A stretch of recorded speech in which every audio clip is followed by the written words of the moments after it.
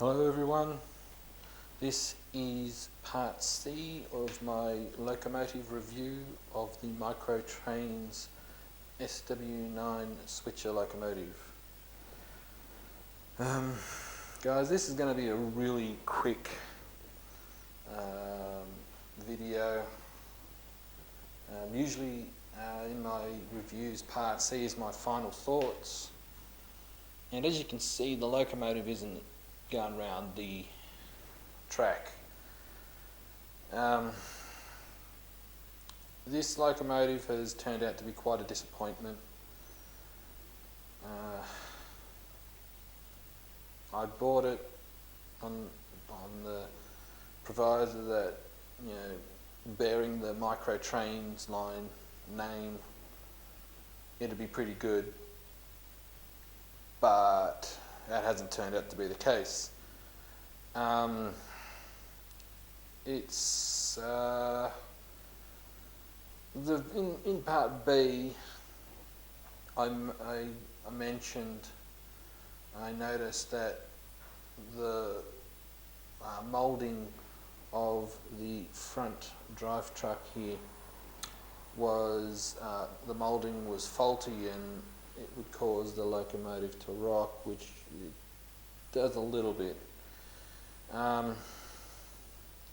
And anyway, so I happened, Trains, long story short, Trains got into contact with me and they said that they will send out parts. Now, in the time in between parts A, B and C would seem only be a short time in between uploading, but it's been a little over, probably just around 2 months, and the parts have never arrived. And this locomotive, yeah, it's not a good locomotive.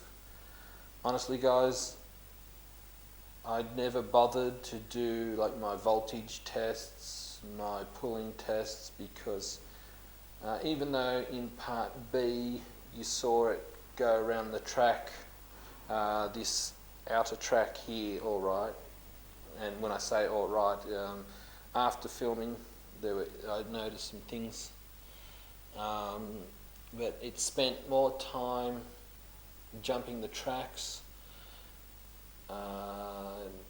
It didn't like going over points, like changing to a different track. So like for instance, like this is on the opposite side of the layout, I have a set of points where you can switch from the outside track to the inside track and vice versa. It would jump the track, it would jump the points. It didn't like going reverse on the inner loop.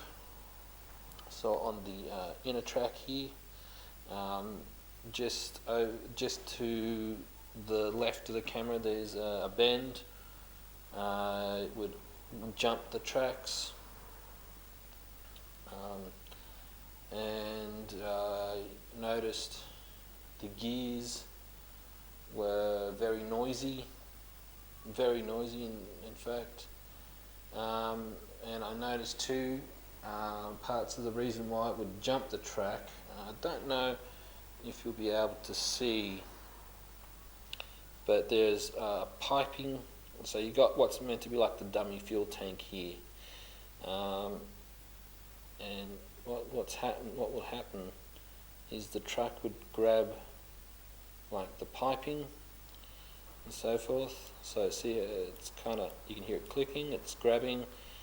Yeah, it'd grab it, and because of that it wouldn't allow the truck to turn to its full articulation.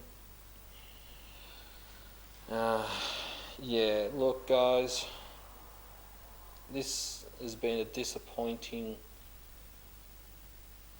locomotive. I mean, you know, I wanted to give this locomotive a good score. I gave it every opportunity, but I'm going to have to give it a 3.5 out of 10. and the only reason why it's getting 3.5 is because it has a Micro Trains shell and Micro Trains couplers on it. If it wasn't for that fact, it'd probably you'd be lucky to get half, like 0.5 out of 10. You know, I've been really disappointed with this locomotive. Like, and I know companies are busy, but something shouldn't take 2 months to send out replacement parts. So anyway, guys, that's my review for this locomotive. I mean, some of you may have a better experience with this particular locomotive, not necessarily in this colour scheme, but you know, this particular locomotive, if you have had a better experience, don't hesitate to comment down below. So anyway, guys, that's the end of this video. Stay tuned for hopefully more positive locomotive reviews. I'll see you then, guys.